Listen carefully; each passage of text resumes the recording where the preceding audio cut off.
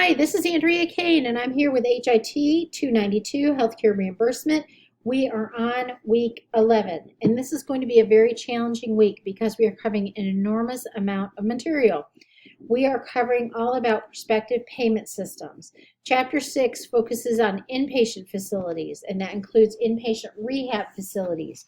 Chapter 8 focuses on everything else. It focuses on the long-term care, skilled nursing, anything that's post-acute care, home health, hospice, all of that.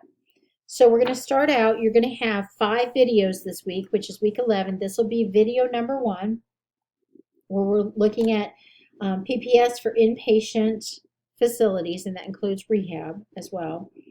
If you look at your syllabus, you will see that we are covering a lot of unit objectives. 9.1.8,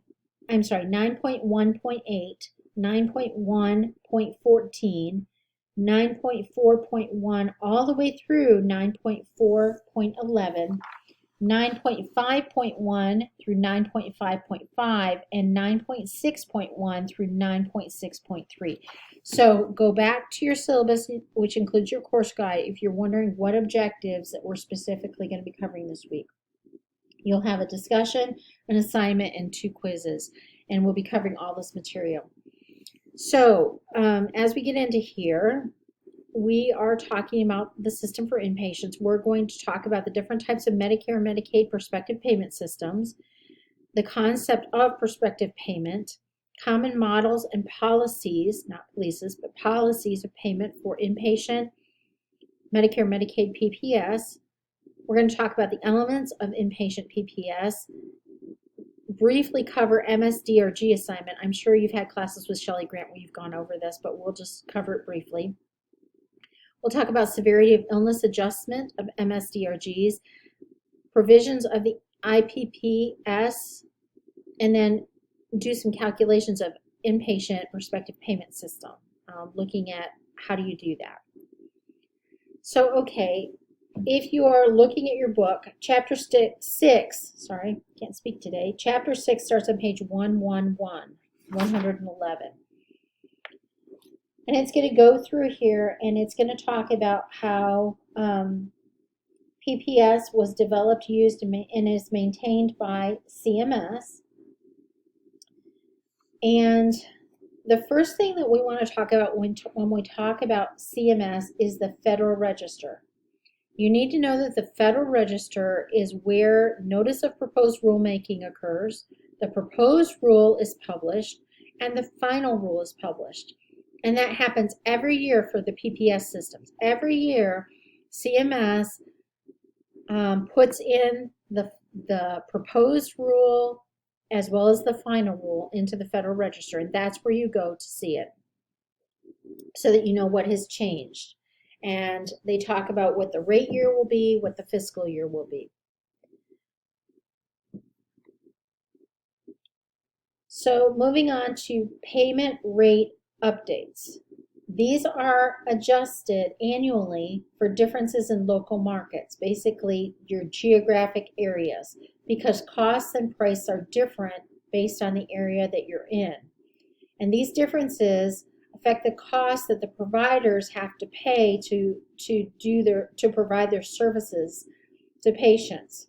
So CMS is going to adjust the payment rates to match local prices. And they do this through a market basket tool. So the market basket is a mix of goods and services, and it looks at, and they create an index, which is a relative measure that averages those, and it's, again, geographically based. Then you get into the wage index. And the wage index looks at the labor-related portions of payments based on geographic wage differences. There's a labor portion and a non-labor portion. The labor portion is 75%, the non-labor is 25%, and that's your wage index. And that is used also to calculate your payment rate updates. So not only is it a matter of what's published in the Federal Register under the final rule for that rate year, that fiscal year, but then you get into how the market basket and the market basket index work, as well as your wage index. And at the same time, you have to have budget neutrality. They want to make sure that that federal expenditures remain essentially the same, whether they're under a previous method or a new method or a current method, however all that works. So they often have a budget neutrality adjuster that they apply to the reimbursement formula. So those are things that you need to keep in mind. And this is all on pages 113 and 114 in your book, so make sure you read through that.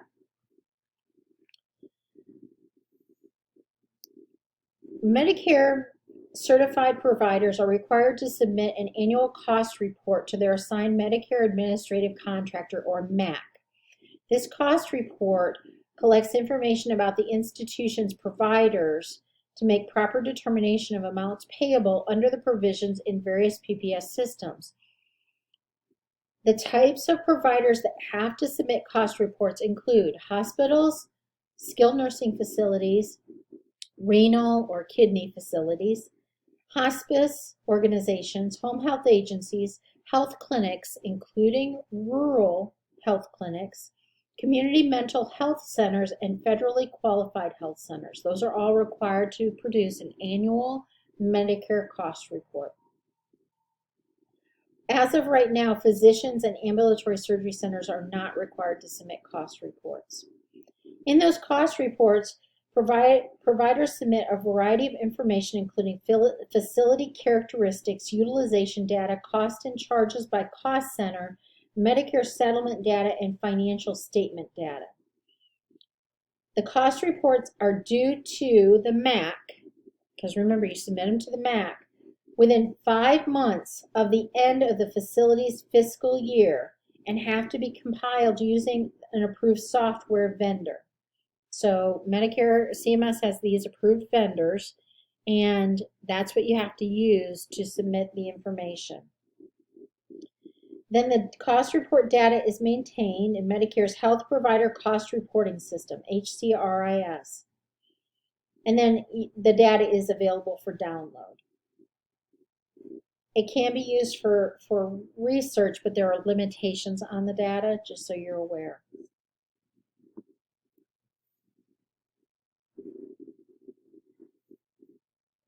All right, so IPPS, that is Inpatient Prospective Payment System. It excludes psychiatric units, rehab units, long-term care units. It is payment for inpatient facilities. And the rate year goes from October 1st to September 30th. That is the federal fiscal year. And if you're looking for this, this is on page 115 in your textbook. The federal government moved from retrospective to prospective payment systems back in 1983 when they introduced the DRG system. And since that time, they have refined prospective payment systems and they have expanded them. And they now include everything from acute care to post-acute care.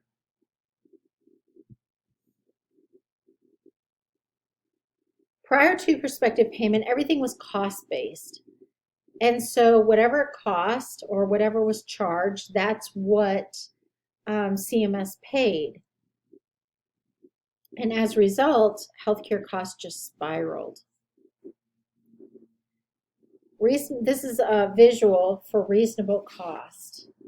And if you're wondering about the details behind this, it's pages 115 and 116 in your textbook. So stepping back for a minute, you've got your cost-based payment of reasonable cost, cost of services per diem cost, and cost to charge ratios from the cost report to determine cost.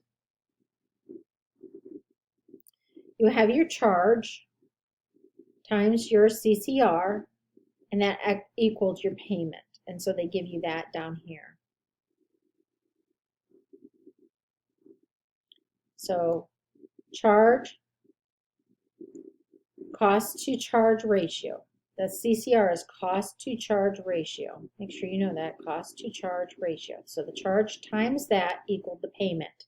when it was reasonable cost. And then they wanted to get hospitals to be more efficient.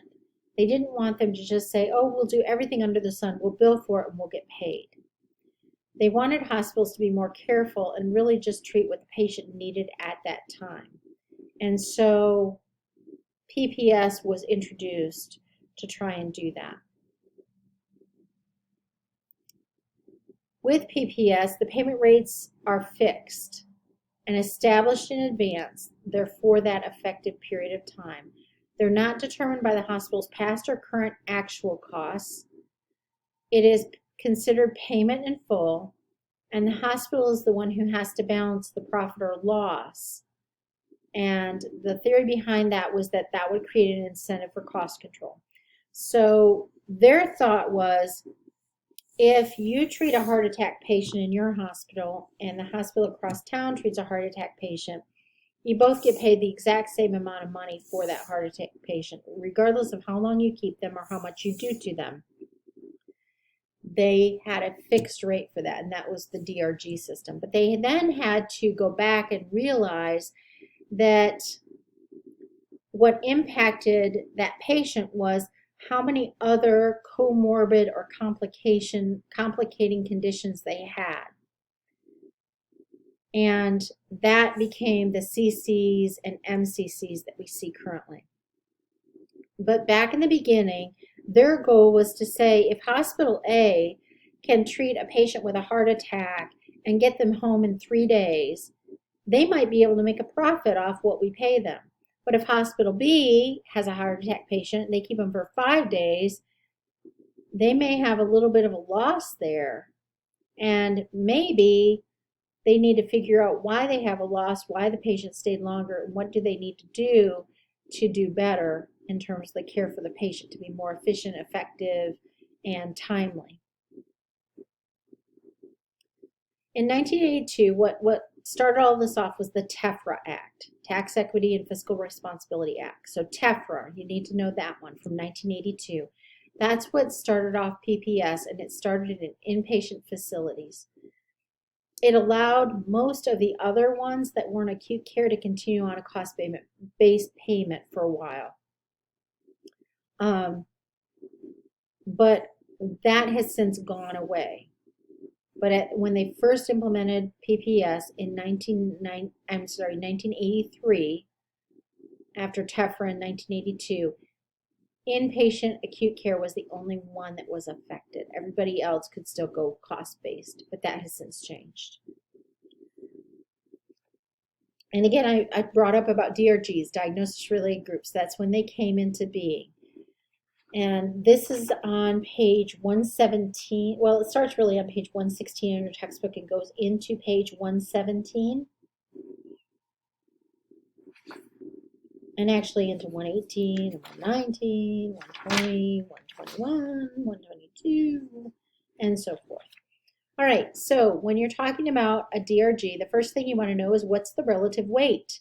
That represents the resource intensity. The relative weight is based on how resource intensive this is going to be. The case mix talks about the complexity or description of the patient population, and the case mix index is the weighted average sum of the relative weights of all the patients during a specified time period. So you need to make sure you know what the relative weight of the DRG is, the case mix, and the case mix index. And when you're talking about resource consumption, you're also talking about length of stay as well. And they've done this over so many years, they're able now to say what the average length of stay is for a DRG. And the relative weight, again, looks at the resource intensity. So this goes into DRGs and what they were.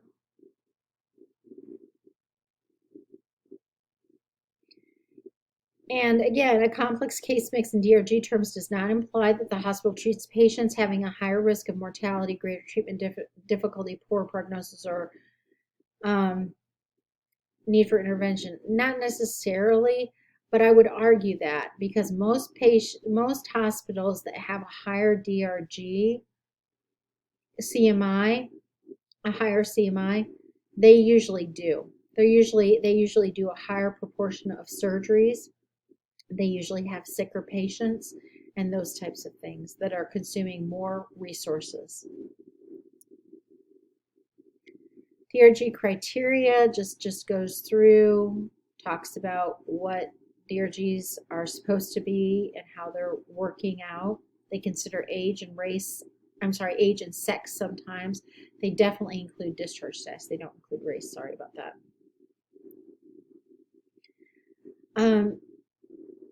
It's a fully packaged system. One DRG is assigned per encounter. It's intended to cover all facility costs, pharmaceutical supplies, nursing. We talked about how the facility is the one who has to accept the profit or loss because they just get a flat sum. And it was meant to drive facilities to practice cost management to provide efficient care. Back in fiscal year 2008, DRGs changed to MS-DRGs, Medicare Severity DRGs. And that's where they really started looking at the secondary conditions to establish the severity of illness. And that's where you get into your complications and comorbidities, or your MCCs, which are major complications, comorbidities, or just plain CCs, complication comorbidity. And that's where we talked about that. So DRG families, they're typically, family number one is the DRG without a CC or an MCC. Then you get into the next one, which is maybe an MSDRG with a CC and an MSDRG with an MCC versus without. And then the middle example is where you've got a CC or an MCC, and that's kind of lumped into one category versus without. So those are different types of DRG, MSDRG families. There are 25 MDCs, major diagnostic categories, and they break down into 380 surgical MSDRGs and 372 medical MSDRGs. So notice that. The first thing is this major diagnostic category. That's what's defined. And there's 25 of those. Then they break down into surgical versus medical. And then they break down into, the specific MSDRGs. The 380 are all laid out, and the 372 are all laid out. An MSDRG looks at the patient's sex and age, as well as their discharge status. It can include up to 25 diagnoses and up to 25 procedures.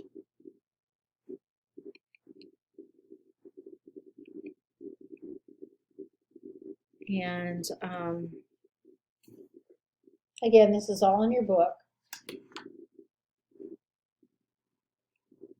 If you look at page 118 in your book at table 6.2, it gives you major diagnostic MDC categories. It gives you that between the bottom of the page and the top of the page, so you can see, okay, these are all the MDCs. Then it gives you a sample of DRGs, MSDRGs, in table 6.3. And then the next figure, 6.4, I think is really helpful because it then takes you to a specific MSDRG, in this case 293, from fiscal year 2018. And it shows you the geometric mean length of stay, which is 2.5 days, the arithmetic mean length of stay, or AMLOS, which is 3 days. Relative weight in fiscal year 2018 was 0.6737. It had multiple principal diagnoses, but they came down here into ICD-10 codes, and it lists all the ICD-10 CM codes that would count toward that you had to have one of those as your principal diagnosis in order to fall into this MSDRG 293. And you'll notice at the top when it's titled, it's without complication comorbidity or major complication comorbidity. So this is only heart failure and shock without any CCs or MCCs. So I just think that that's very helpful how you can do that. In this slide here, it kind of goes into GM-LOS and AM-LOS. And it just shows you mathematically that you've got the AM-LOS just takes the sum of all of them and divides them by the number of them. Whereas the GM-LOS is exactly what it sounds, geometric mean. It's looking at that nth root of a series of n lengths of stay.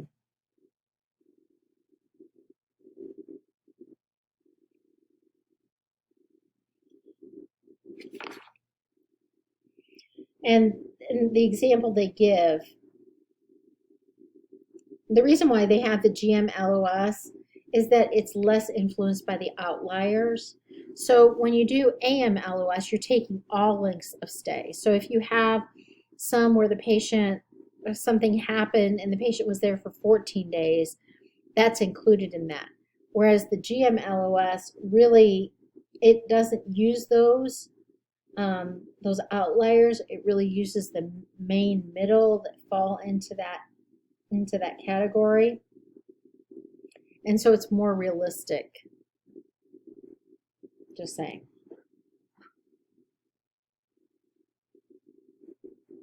And here's that one that I was talking about that's in your book, figure 6.4 on page 119.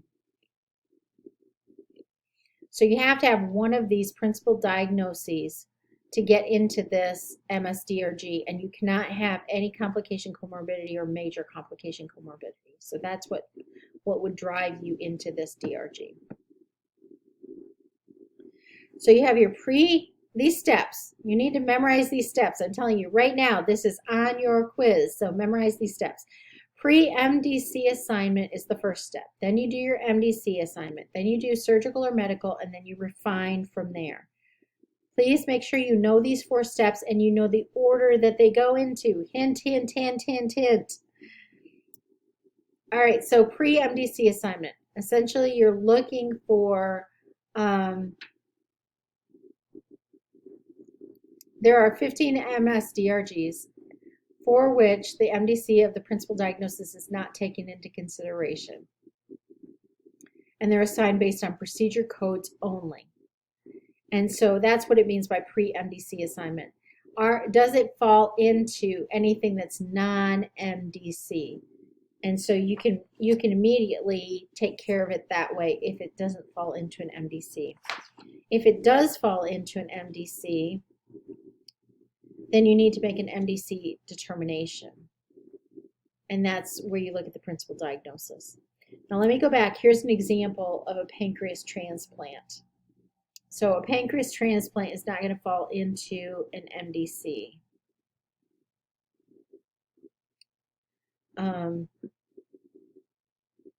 And so that's that's the example that they give. All right, so now you're going back. You're looking at your principal diagnosis. You got to figure out which MDC it does fall into because it doesn't fall into one of the non-MDC categories. So you're at step 2. And this is an example where it gives you what MDC it's probably going to fall into and a range of DRGs that it could fall into. And this is an example here. And then the next step is it medical or surgical? Because if there was no surgical procedure performed, then it's got to go medical. If there was a surgical procedure performed, that absolutely impacts the DRG significantly, even if you're just thinking about cost and use of resources.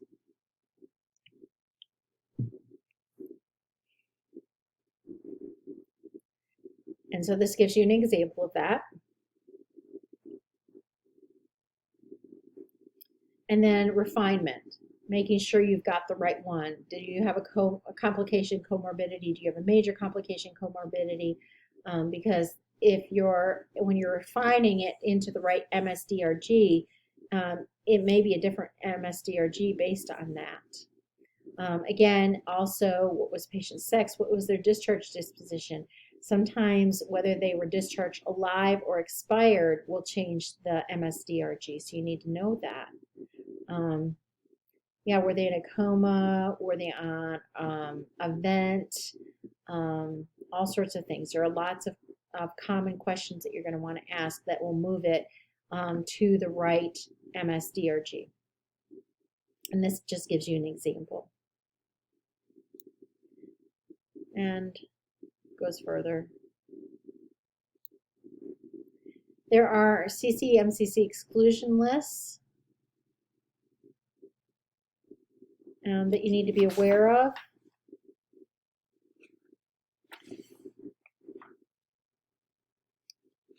And I'm now on page 123 in your textbook if you were wondering about that.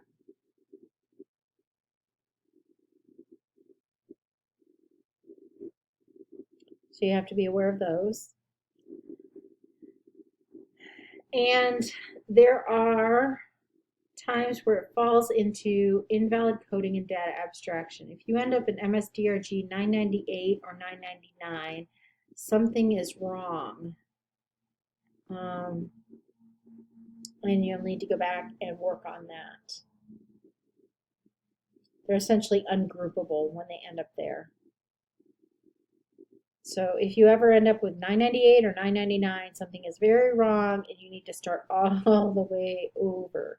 So just be aware of that.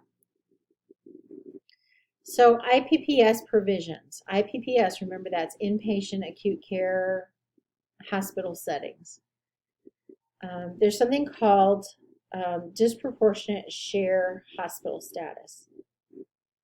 This started in 1986. It was enacted for facilities with a high percentage of low-income patients. These hospitals receive additional payment because they experience a financial hardship by providing treatment for patients who are unable to pay for services rendered. There are two ways to qualify for the provision. You can qualify by exceeding 15% on the statutory formula, and that looks at Medicare inpatient days for patients eligible for Medicare Part A, Medicare Advantage, and Supplemental Security Income, and total inpatient days for patients eligible for Medicaid, but not Medicare Part A. The other method applies only to large urban hospitals, and if large urban hospitals can demonstrate that more than 30% of their total net inpatient care revenues come from state and local governments for indigent care, excluding Medicare and Medicaid, then they can be granted this disproportionate share hospital status. This was temporary. This was enacted in 1986. It will die in 2022. So it is very close to the end of its life. But you do still need to know what disproportionate share is and the fact that it runs through 2022.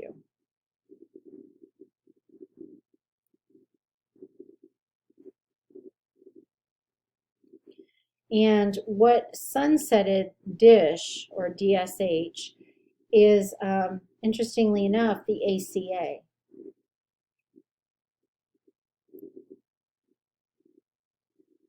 All right, indirect medical education. Approved teaching hospitals are provided with an indirect medical education adjustment. These are hospitals that have residents and approved graduate medical education programs, and I've worked in a couple of these. Teaching hospitals experience an increased patient care cost in comparison with non-teaching hospitals, and you can just imagine how that is. There are additional costs to having residents.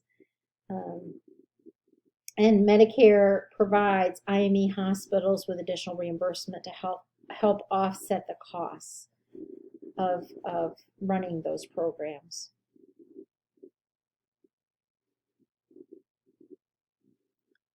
High cost outlier cases. Sometimes there's just no avoiding. A patient's going to be in a hospital for a long time. Things just keep happening.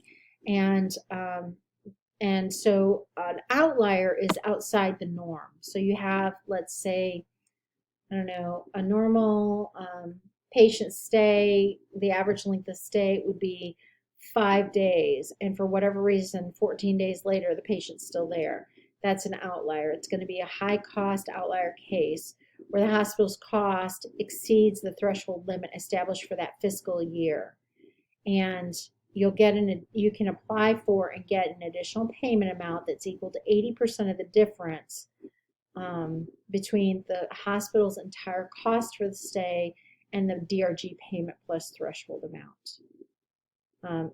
Burn cases, patients with burns often fall into this category, and they get up to 90%. If you're looking at your book for this is on page 124, and it goes through there. It also includes information about transfer cases. New medical services and technologies. The government wants to promote new medical services and technologies, but that's very costly for hospitals and healthcare organizations. So they have additional provisions for that. Hospitals can apply for the status of new technology. They submit a formal request, full description of the clinical applications of the technology, the results of clinical evaluations demonstrating the new technology represents a substantial clinical improvement, together with data to demonstrate the technology meets the high cost threshold, and then they get the full MSDRG payment plus up to 50% of the cost for the new technology or service. So they can recoup up to 50% of what they spent if they can follow this process, where they apply for it and submit the request and all the information and data. And again, notice Federal Register. Federal Register, that's where they go to find out which service and technology are covered and what's the cost limit. And this is an example.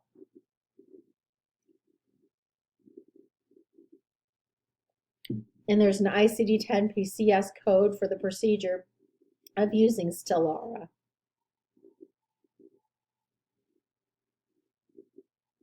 Now note this was fiscal year 2018, so that will have changed. All of this will have changed. This was at the time of 2018. All right, talking about transfers. When transfers happen between two IPPS hospitals that are acute care, inpatient care, or non-acute care, what happens? How does this impact payment? I'm going to turn you back to your book, page 125. If you have a situation, let's say that you have a patient who comes into an inpatient acute care hospital, we'll call it Hospital A, and they're there for less than a day, and they get shipped, transported by ambulance, transported by helicopter to another inpatient acute care facility. So let's say that a patient goes to a local hospital, they're in the ED there, they get admitted, they figure out what's going on with the patient and realize they don't have the facility services, physicians, consultants, equipment needed for this patient's care. So they're going to transfer them same day they were admitted to a facility that can provide those things, like say a University of Iowa hospital in Iowa City or Mayo Clinic, that type of transfer.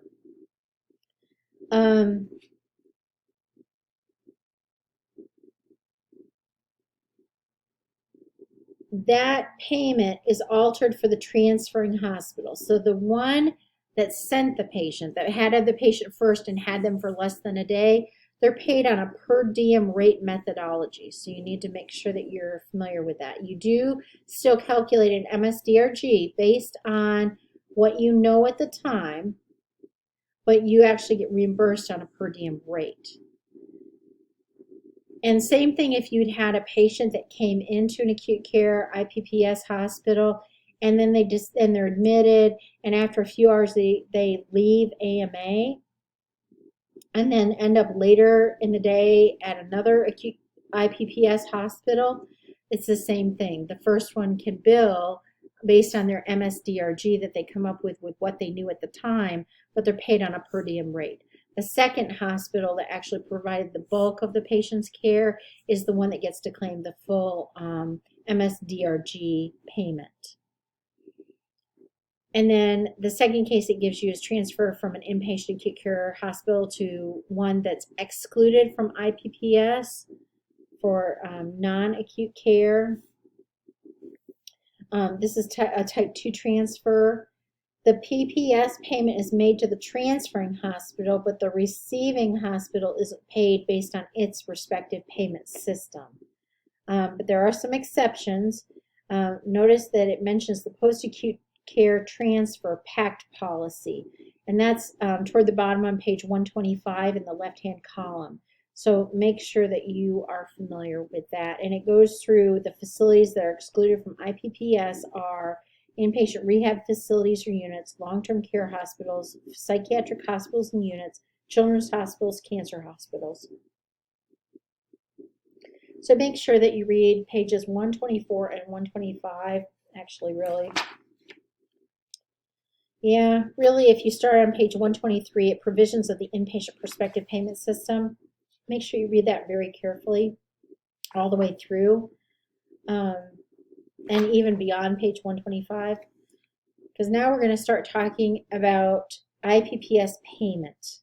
And we're going to start talking, oh, I'm sorry, we're still on transfers here on the screen, sorry. So those are the transfers I was talking about. Make sure that you're aware of type 1 versus type 2 and how that works. Okay, yeah. All right, and so that's all of that information. IPPS reimbursement, base payment rate. You need to know about that too. Bottom of page 125. That's established for each Medicare participating hospital for each fiscal year. The base payment rate is a per admission rate based on historic claims data. And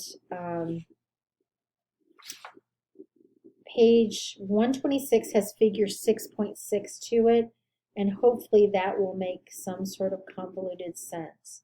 The first step is adjusted for geographic factors. The second step is adjusted for case mix.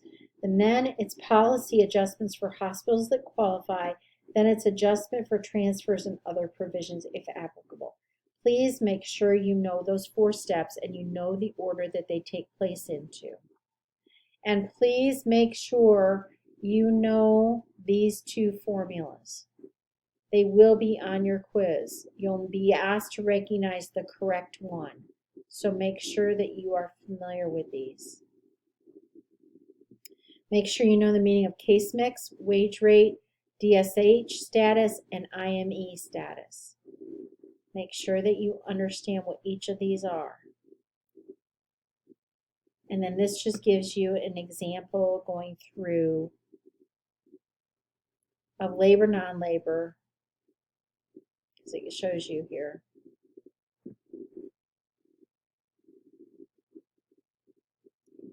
And then, yeah.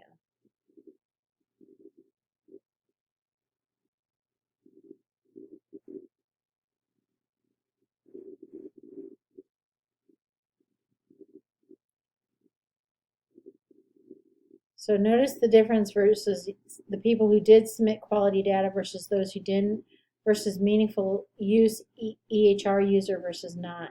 And again, this goes back to fiscal year 2018. In 2020, the meaningful EHR user is pretty much gone. But the submitted quality data is definitely still there. But you need to know this for historical reasons and for test taking reasons, because I don't believe that AHIMA has updated their RHIT exam yet to pull out all of meaningful use. That'll probably happen over the next 2 years, I would guess. But again, going back to your book, page 126, make sure you're familiar with figure 6.6 and you understand what that is. All right, so IPPS reimbursement, it is the relative weight times the hospital-specific adjusted base payment rate, plus any provision payments, and that's reimbursement. I don't know why that went backwards, sorry about that. but this gives you an example. So essentially how you figure it out is you look at your base rate and you multiply it against the relative weight. And that's going to give you your payment rate, your initial payment rate. And then against that, they then look at your payment or your provision payments. And you will have a question like this on your quiz. So make sure that you are familiar with slide 46 and how to calculate that. And this is on page 127 in your book, if you are wondering. IPPS is updated every year. We talked about the fact that it's in the Federal Register, Federal Register, Federal Register. You need to go to the Federal Register and know where that's at and be able to look at that and read that. Okay, so that is it for the slides. Your book still goes on into length of stay adjustments, patient level adjustments, those types of things. But that is the start of the psychiatric facility payment system. So, okay, make sure you stop reading for this slide set at the top of page 128, okay? So top of page 128 is where this video stops, and I will be right back with part 2 on chapter 6, where we go into inpatient psychiatric facilities, and that will be the next video. All right, hang in there. I'll be right back.